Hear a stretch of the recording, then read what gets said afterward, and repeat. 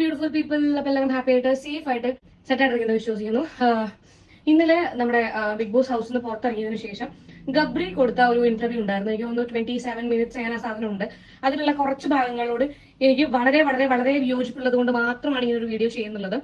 ഞാൻ മുന്നേയും പറഞ്ഞിട്ടുണ്ട്, നമ്മളൊരു ഇന്റർവ്യൂ കൊടുക്കുന്ന സമയത്ത് അല്ലെങ്കിൽ സോഷ്യൽ മീഡിയന്റെ അകത്ത് അല്ലെങ്കിൽ ഒരു സോഷ്യൽ പ്ലാറ്റ്ഫോമിന്റെ അകത്ത് ഒരു സാധനം ഡെലിവർ ചെയ്യുന്ന സമയത്ത് നമ്മൾ വളരെ വളരെ വളരെ ശ്രദ്ധിക്കേണ്ടിയിരിക്കുന്നു. തെറ്റുകൾ നമ്മൾ സംസാരിക്കുന്ന തെറ്റുകൾ പറ്റില്ല എന്നല്ല ഞാൻ പറയുന്നത്.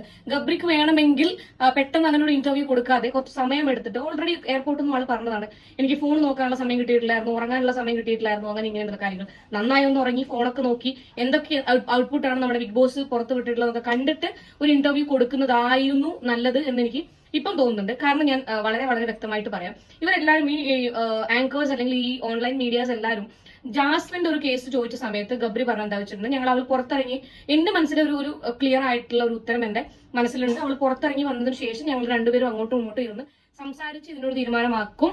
പ്രണയമാണോ അത് ഉണ്ടില്ല എന്ന് പറയുന്ന രീതിയിലാണ് ഗബ്രി അത് പറഞ്ഞു വെക്കുന്നത് അബൌട്ട് ജാസ്മിനോടുള്ള പ്രണയവും കാര്യങ്ങളൊക്കെ. പിന്നെ ചോദിച്ചൊരു കാര്യം എന്താ വെച്ചിട്ടുണ്ടെന്നുണ്ടെങ്കിൽ, ഈ ഓൺലൈൻ മീഡിയാസിലുള്ള ആൾക്കാരോടാണ്, നിങ്ങൾ നിങ്ങളുടെ ഓപ്പോസിറ്റ് ജെൻഡറിൽ നിൽക്കുന്ന ആളെ ഫ്രണ്ട് ആക്കി കഴിഞ്ഞാൽ കെട്ടിപ്പിടിക്കില്ലേ, കയ്യിൽ പിടിക്കില്ലേ, ഉമ്മ വെക്കില്ലേ? എത്ര പേരാണ് ചെയ്യുന്നത് എനിക്കറിയില്ല. ഹഗ് ചെയ്യുമായിരിക്കും ബെസ്റ്റ് ഫ്രണ്ട്സിനെ, കൈ പിടിക്കുമായിരിക്കും, ഇല്ലാന്ന് ഞാൻ പറയുന്നില്ല. ഇപ്പം ഓപ്പോസിറ്റ് ജെൻഡറിലുള്ള ബെസ്റ്റ് ഫ്രണ്ട്സിൽ എത്രയോ ആൾക്കാരുണ്ടാവും. അതിൽ തന്നെ ഗബ്രി തന്നെ പറഞ്ഞു വെക്കുന്നുണ്ട്, ഒരു ബൗണ്ടറി ഉണ്ട്. അതായത് ഒരു ഫിസിക്കൽ ബൗണ്ടറി ഉണ്ട്, നമ്മൾ കീപ്പ് ചെയ്യേണ്ട ഒരു ബൗണ്ടറി ഉണ്ട്. അത് കഴിഞ്ഞിട്ട് പോകുന്ന സമയത്താണ് അത് വൾഗറായിട്ട് തോന്നുന്നത്. എന്റെ പൊന്ന് ഗബ്രി, നീ അത് ഏഷ്യനിട്ട് പുറത്തുവിട്ട സാധനങ്ങൾ കാണാത്തത് കൊണ്ടാണ് ഈ പറയുന്നത്, മനസ്സിലായില്ലേ? ഇപ്പം അതിനകത്ത് ഋഷി അൻസിബ അവര് ഹഗ് ചെയ്യുന്നുണ്ട്, പിന്നെ നല്ല ഫ്രണ്ട്ഷിപ്പാണ്, എന്തുകൊണ്ട് ആൾക്കാർ എതിർക്കുന്നില്ല എന്നുള്ളത് എനിക്ക് മനസ്സിലായിട്ടുണ്ടോ? നീ ഈ പറഞ്ഞ ഫിസിക്കൽ ബൗണ്ടറി ഉണ്ടല്ലോ, അത് ക്രോസ് ചെയ്തത് കൊണ്ടാണ് എല്ലാവരും എതിർത്തത്, മനസ്സിലായില്ലേ? ആ കുട്ടി പുറത്ത് എൻഗേജ്മെന്റ് കഴിഞ്ഞ അതൊന്നും അല്ല വിഷയം. പുറത്ത് പാർട്ട്നേഴ്സ് ഉള്ളവർ ഇപ്പോഴും അതിനകത്ത് നിൽക്കുന്നുണ്ട്, എല്ലാവരും നല്ല രീതിയിൽ പെരുമാറുന്നവരുണ്ട്. പുറത്തുള്ള എൻഗേജ്മെന്റും കാര്യങ്ങളും അത് കീപ്പ് ചെയ്യേണ്ടത് ജാസ്മിന്റെ ഉത്തരവാദിത്തമായിരുന്നു. അത് നമുക്ക് ഒരിക്കലും ഗബ്രിനെ കുറ്റം പറയാൻ വേണ്ടി പറ്റില്ല. പുറത്ത് 7 മാസം ഞാൻ പ്രണയിച്ച് എന്റെ പ്രാണനാഥനാണെന്ന് പറഞ്ഞ ഒരാൾ പുറത്തിരിക്കുന്നുണ്ട്. അപ്പോൾ ഞാൻ കീപ്പ് ചെയ്യേണ്ട ഒരു ബേസിക് മാനേഴ്സ് ഉണ്ട് എന്നുള്ളത് മനസ്സിലാക്കേണ്ടത് ജാസ്മിനായിരുന്നു, ഗബ്രി അല്ല. ഓക്കെ, പിന്നെ ഈ പറഞ്ഞതുപോലെ ഈ പറഞ്ഞ ഫിസിക്കൽ ബൗണ്ടറി എന്ന് പറഞ്ഞ ഒരു സാധനം ഉണ്ടല്ലോ ഗബ്രി, ഈ ബ്രാൻഡ് സ്ട്രാപ്പ് കാണുന്ന സമയത്ത് അതെന്താണ്, കണ്ടാലും കുഴപ്പമൊന്നുമില്ല, ഞാൻ എനിക്ക് കാണിച്ചു തരാം എന്നൊക്കെ ജാസ്മിൻ പറയുന്നതൊക്കെ എന്നെ സംബന്ധിച്ചിടത്തോളം അതൊരു ബൗണ്ടറി ക്രോസ് ചെയ്ത ഒരു സംഭവം തന്നെയാണ്. പിന്നെ കയ്യിൽ നക്കുക, പിന്നെ പിടിച്ച് കടിക്കുക, ഇതൊക്കെ ഈ പറഞ്ഞ സാധനങ്ങളൊക്കെ എന്താ പറയാ, ഈ നമുക്ക് വളരെ വളരെ വളരെ വൾഗറായിട്ട്. ഒരിക്കലും കാണികളെ കുറ്റം പറയരുത്, ദയവ് ചെയ്തിട്ട് കാണികളെ കുറ്റം പറയരുത് ഗബ്രി. അത് കുറ്റം പറയുന്നത് കൊണ്ടറിയോ, നമ്മളെ ഏഷ്യാനെറ്റിൽ നിന്ന് പുറത്തു വന്ന ഔട്ട്പുട്ടുകളൊന്നും ഇരുന്ന് കാണാത്തത് കൊണ്ടാണ്. പിന്നെ ഗബ്രിക്ക് എങ്ങനെ ഇരിക്കും? ഏതൊരാൾ കമന്റ് ഇട്ട് കണ്ടിട്ടുണ്ടായിരുന്നു, എനിക്ക് ഭയങ്കര ഇഷ്ടമായി. ഗബ്രി നാളെ കല്യാണം കഴിഞ്ഞ് ഭാര്യയുമായിട്ട് പോകുന്ന സമയത്ത് പിന്നെ ഓടിപ്പോയി കെട്ടിപ്പിടിച്ച് ഒരു ഉമ്മ കൊടുക്കണമെന്ന് ഞങ്ങൾ ഇന്നലെ ഫസ്റ്റ് സ്റ്റോപ്പ് കണ്ടിട്ടുണ്ടായിരുന്നോ, അങ്ങനെ എന്തെങ്കിലും പറഞ്ഞിട്ട്. അപ്പൊ ഇവന് ഉണ്ടാകുന്ന ഫീലിംഗ് എന്താണെന്ന് നോക്കാലോ. ഒരു ഫ്രണ്ടും, ഞാൻ ഇപ്പോഴും പറയുന്നു, ഒരു ഫ്രണ്ടും എനിക്ക് എന്റെ ബെസ്റ്റ് ഫ്രണ്ട് ഒരു മെയിലാണ്. ഞങ്ങൾ 9th സ്റ്റാൻഡേർഡ് 15 ഇയേഴ്സ് ആയിട്ട് ഞങ്ങൾ ബെസ്റ്റ് ഫ്രണ്ട്സ് ആണ് അവനെ. പിന്നെ നമ്മൾ ഫ്രണ്ട്സ് ആയിരിക്കുന്ന സമയത്ത്, ബെസ്റ്റ് ഫ്രണ്ട്സ് ആയിട്ടിരിക്കുന്ന സമയത്ത് പിന്നെ കാര്യങ്ങൾ ഷെയർ ചെയ്യും. ശരിയാണ്, ഞാൻ നിന്റെ അച്ഛനാകുന്നു, ബ്രദർ ആകുന്നു, അനിയനാകുന്നു എന്ന് പറയുമായിരിക്കും. അതിലപ്പുറം ഞാൻ നിന്റെ ഭാര്യയാകുന്നു, ഞാൻ നിന്റെ ഭർത്താവാകുന്നു എന്നൊന്നും ഒരാളും പറയില്ല. ആര് പറയും? ആരെ പറയുക? ഈ വീഡിയോ കാണുന്ന ഏതെങ്കിലും ഒരാൾ പറഞ്ഞാട്ടെ, നിങ്ങളെ ഓപ്പോസിറ്റ് ജെൻഡറിലുള്ള ആൾക്കാരോട് ഞാൻ നിങ്ങളുടെ ഭാര്യയാണ്, നിങ്ങളുടെ ഭർത്താവാണെന്ന് പറയുമോ? ഒരിക്കലും ആ ഒരു വേർഡ് യൂസ് ചെയ്യില്ല. I'm sorry to say this. ആ ഒരു സ്റ്റേറ്റ്മെന്റിനോട് ഒരിക്കലും യോജിക്കാൻ വേണ്ടി പറ്റില്ല. കാണികളാണ് നിങ്ങളെ അങ്ങനെ ആക്കിയത്, അല്ലെങ്കിൽ കാണികളുടെ കണ്ണിന്റെ മഞ്ഞപ്പിത്തത്തിന്റെ പ്രശ്നമാണ്. അതിനകത്ത് വേറെയും ആൾക്കാരുണ്ട് ഗബ്രി, എന്തുകൊണ്ട് ബാക്കിയുള്ള അതിനെ കുറിച്ചൊന്നും പറഞ്ഞില്ല? നിങ്ങൾ കാട്ടിക്കൂട്ടിയത് തന്നെയാണ് പ്രശ്നം. വാഴത്തൊപ്പയും അവിടെയും ഇവിടെയും കുത്തിയത് നിങ്ങൾ കാട്ടിക്കൂട്ടിയത് തന്നെയാണ് പ്രശ്നം. Hi Malini, I M Kumaran, അല്ല ഐ എം മറ്റേ ഇത് എന്നൊക്കെ പറ, എന്ത്?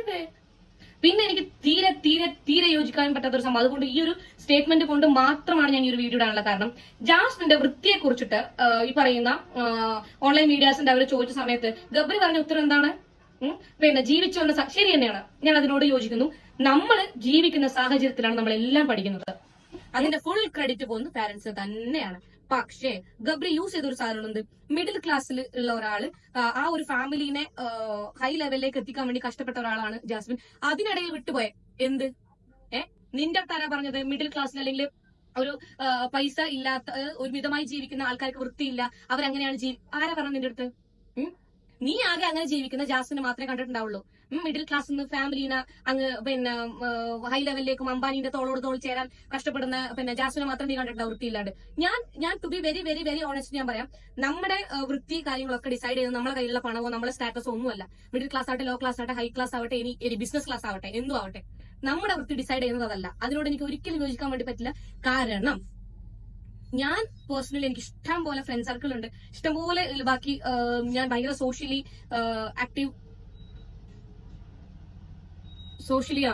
ആക്റ്റീവ് ആയിട്ടുണ്ടാവുന്ന ഒരാളാണ്. So I know every so many people. ഈ പറയുന്ന പോലെ എല്ലാ കാറ്റഗറിയിൽപ്പെട്ട ആൾക്കാരുടെയും ഇടയിൽ നിൽക്കുന്ന ഒരാളാണ് ഞാൻ. ഓക്കെ, അപ്പം ഐ നോ ഈ പറയുന്ന വൃത്തി കാര്യങ്ങൾ വരുന്നത് എത്രയോ ആൾക്കാരുണ്ട്. അങ്ങനെ ദയവ് ചെയ്തിട്ട് വൃത്തിന്റെ കാര്യത്തിൽ ഈ പറയുന്ന സ്റ്റാറ്റസും പൈസയും ഒന്നും കൂടിക്കലർത്തരുത് ഗബ്രി. ദയവ്, ഇറ്റ്സ് എ റിക്വസ്റ്റ്. മനസ്സിലായില്ലേ? ഞാൻ പറയട്ടെ, നമ്മൾ ഈ പറയുന്ന ഈ ബേസിക് മാനേഴ്സ്, ബേസിക് ആയിട്ടുള്ള നീറ്റ്നെസ്സും കാര്യങ്ങളൊക്കെ വരുന്നത് നമ്മുടെ വീട്ടിൽ നിന്നാണ്. ഞാൻ പറയില്ല, എനിക്ക് വളരെ ചെറുപ്പം തൊട്ടിട്ട് എന്റെ വീട്ടിൽ അച്ഛൻ പറഞ്ഞ ഒരു കാര്യം എന്താ വെച്ചിട്ടുണ്ടെന്നുണ്ടെങ്കിൽ,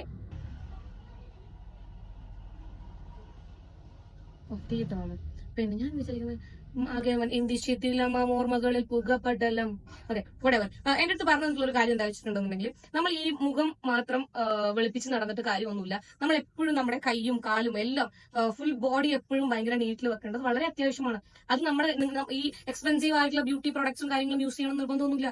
ഒരു മറ്റേ ഈ പുഴക്കരയിലെങ്ങാൻ പോയിട്ട് നമ്മൾക്ക് എങ്ങനെയായിരുന്നു ചെയ്തുകൊണ്ടിരുന്നത്? പുഴക്കരയിൽ പോകും, അവിടെ പാറക്കല്ല് വലിയ ജില്ലിക്കല്ല് ഉണ്ടാവും, അതിൽ അച്ഛൻ തന്നെ കാലൊക്കെ നമ്മുടെ കാലിനെ വരച്ച് പിന്നെ കയ്യും നഖവും. ഞാൻ വളരെ അഭിമാനത്തോടു കൂടി പറയുന്നു, ഐ എം 26 years old. ഈ എന്നെ ഇത്രയും കാലം അറിയുന്ന എന്റെ ഫ്രണ്ട് സർക്കിൾ ഉള്ളതാവട്ടെ, എന്റെ കൂടെ പഠിച്ചതാവട്ടെ, ആരടുത്ത് വേണമെങ്കിലും നിങ്ങൾക്ക് ചോദിക്കാം, ഞാൻ എന്റെ കയ്യും കാലൊക്കെ വളരെ നീറ്റായിട്ട് കീപ്പ് ചെയ്യുന്ന ഒരാളാണ്. വളരെ നീറ്റ് എന്ന് പറഞ്ഞാൽ വളരെ നീറ്റായിട്ട്, ആരെടുത്ത് പൊക്കി കാണിക്കാൻ വേണ്ടി പറ്റില്ല, വളരെ നീറ്റായിട്ട് കൊണ്ടു നടക്കുന്ന ഒരാളാണ്. അത് എനിക്ക് എന്റെ വീട്ടിൽ നിന്ന് കിട്ടിയ എന്താ പറയാ ഒരു ഐഡിയ അല്ലെങ്കിൽ ഒരു ഇതാണത്. എനിക്ക് എന്റെ പാരന്റ്സ് പറഞ്ഞു തന്ന ഒരു സാധനമാണ് നമ്മൾ എപ്പോഴും വൃത്തിയായിരിക്കുക എന്നുള്ളത്. പിന്നെ കുളിക്കാണ്ടിരിക്കുന്നെല്ലാം ആ കുട്ടീന്റെ പേഴ്സണൽ ആയിട്ടുള്ള വിഷയമാണ്. എന്താ വെച്ചിട്ടുണ്ടെങ്കിൽ, ഞാൻ ദിവസം ഒരു 2-3 പ്രാവശ്യം കുളിക്കുന്ന ഒരാളാണ്. അത് എന്റെ ഇഷ്ടമാണ്. ചിലപ്പോൾ വെള്ളം അലർജി ഉള്ളവരുണ്ടാവും, സോപ്പ് അലർജി ഉള്ളവരുണ്ടാവും, അവരൊക്കെ ചിലപ്പോൾ 1-2 ദിവസമൊക്കെ വിട്ടിട്ടായിരിക്കും കുളിക്കുന്നത്. പക്ഷെ ഈ കാലിലെ നഖം കടിക്കുക, പിന്നെ അതുപോലെ തന്നെ മൂക്ക് ചീറ്റുമ്പോൾ ശ്രദ്ധിക്കാതിരിക്കുക, തുമ്മുമ്പോൾ ശ്രദ്ധിക്കാതിരിക്കുക, പിന്നെ ബാക്കി എന്തും ആവട്ടെ, ഒരു എന്ത് കാര്യത്തിലാണ് ഈ പറയുന്ന കുട്ടിക്ക് വൃത്തിയുണ്ടെന്ന് പറയാ? ഒരു കാര്യത്തിലും വൃത്തിയില്ല. നമുക്ക് അതിൽ വളരെ വളരെ കൃത്യമായി ആ ഒരു ഷോ കണ്ട എല്ലാവർക്കും മനസ്സിലാവും, ഒരു കാര്യത്തിലും വൃത്തിയില്ലാത്തൊരു കുട്ടിയാണത്. നമുക്ക് ഭയങ്കര നോസിഡിയോ അത് ഉണ്ട് എന്നല്ല പറയുന്നത്, ബേസിക് ആയിട്ടുള്ള ഒരു നീറ്റ്നെസ് ഉണ്ട്, ബേസിക് ആയിട്ടുള്ള ഒരു നീറ്റ്നെസ് അതുപോലും കീപ്പ് ചെയ്യാൻ പറ്റുന്നില്ല. അതിന്റെ പേരില് ആ കുട്ടിക്ക് മാനേഴ്സ് ഇല്ല, സോറി നീറ്റ്നെസ് ഇല്ലാത്തതിന്റെ പേരില് ആ ഒരു മിഡിൽ ക്ലാസ്സിൽ നിന്ന് ഉണ്ടായത് കൊണ്ട് എന്നുള്ള ഒരു സാധനം ഒരിക്കലും പറയാൻ വേണ്ടി പാടില്ല. ബിക്കോസ് നമ്മള് നീറ്റ്നെസ് ഒന്നും ഡിസൈഡ് ചെയ്യുന്നത് ഈ പറയുന്ന പോലെ പൈസയും നമ്മുടെ ഫിനാൻഷ്യൽ സ്റ്റേറ്റസും ഫാമിലിന്റെ ഈ മണ്ണാങ്കട്ടയും മാങ്ങാത്തൊലിയൊന്നും അല്ല. കേട്ടില്ലേ? എല്ലാവരോടും കൂടിച്ചാണ് പറയുന്നത്. പിന്നെ ഇന്നത്തെ പ്രമോൾ നിങ്ങൾ കണ്ടിട്ടുണ്ടാവും. എന്താ വെച്ചിട്ടുണ്ടെങ്കിൽ, ജിൻഡോ ചേട്ടന്റെ അടുത്ത് ജാസ്മിൻ ഉണ്ടല്ലോ, ആക്ച്വലി ഞാൻ മനസ്സിലാക്കിയെടുത്തേക്കും നന്നായിട്ട് സംസാരിക്കാനുള്ള കഴിവുണ്ട്. ഓക്കെ, എവിടെ കയറിയും സംസാരിക്കാനുള്ള ഒരു കഴിവും ധൈര്യവും ആ കുട്ടിക്കുണ്ട്. പറയുമ്പോ അത് എന്താണ് അല്ലെങ്കിൽ ഡെലിവർ ചെയ്യുന്ന സാധനത്തിന്റെ പ്രശ്നമാണ്. അപ്പം മുഖത്ത് വരുന്ന എക്സ്പ്രഷൻസിന്റെയും അല്ലെങ്കിൽ ഞാൻ മുന്നേയും പറഞ്ഞിട്ടുണ്ട്, കാണിക്കുന്ന ചേഷ്ടകളുടെ പ്രശ്നമാണത്. മനസ്സിലായില്ലേ? അപ്പം നമ്മുടെ വായിൽ നിന്നും വരുന്ന ഒരു സാധനം ഉണ്ടല്ലോ, ജിൻഡോ ചാട്ടിന്റെ അടുത്ത് ഞാൻ മുന്നേയും പറഞ്ഞിട്ടുണ്ട്, അങ്ങ് കാലിൽ വീണ് നമസ്കരിച്ച് ചേട്ടാ എന്ന് പറഞ്ഞ് ആരതി എടുക്കണം എന്നല്ല ഞാൻ പറയുന്നുള്ളത്. സ്റ്റിൽ അങ്ങോട്ടും ഇങ്ങോട്ടും ആർഗ്യുമെന്റ്സ് ഉണ്ടായിക്കോട്ടെ, എന്തോ ഇതുവരെ എഡോന്നായിരുന്നു. ഇന്നത്തെ പ്രമോല് നിങ്ങളുടെ നീ എടാ അങ്ങനെയാണ്. അത് നിങ്ങളിപ്പോ ചിലപ്പോൾ നിങ്ങൾക്ക് എന്നെ തന്ത വൈബായിട്ടും തള്ള വൈബായിട്ടും ഒക്കെ തോന്നാം. എന്ത് തന്നെ പറഞ്ഞാലും ഉണ്ടല്ലോ, അത് ഒരു റെസ്പെക്ട് കീപ്പ് ചെയ്യാൻ തന്നെ വേണം. മനസ്സിലായില്ലേ? അപ്പം അതൊക്കെ പിന്നെ ഒന്ന് ഈ കുട്ടിയൊക്കെ കാണിക്കുന്ന ആംഗ്യങ്ങളും കാര്യങ്ങളൊക്കെ ഇനിയിപ്പോ ഇതെന്താ പ്രശ്നം എന്നറിയോ? ആ കുട്ടി പറയുന്നത് വാലിഡ് ആയിട്ടുള്ള പോയിന്റ് ആണെങ്കിൽ പോലും ആ കാണിക്കുന്ന എക്സ്പ്രഷൻസും ഉപയോഗിക്കുന്ന ഭാഷയിലുണ്ടല്ലോ, നമുക്കത് തെറ്റായിട്ട് തോന്നും. നമുക്കത് ആക്ച്വലി തെറ്റായിട്ട് തോന്നും. അതാണ് ഈ ജാസ്മിന്റെ കാര്യത്തിൽ എപ്പോഴും സംഭവിക്കുന്ന ഒരു പ്രശ്നം എന്ന് പറയുന്നത്.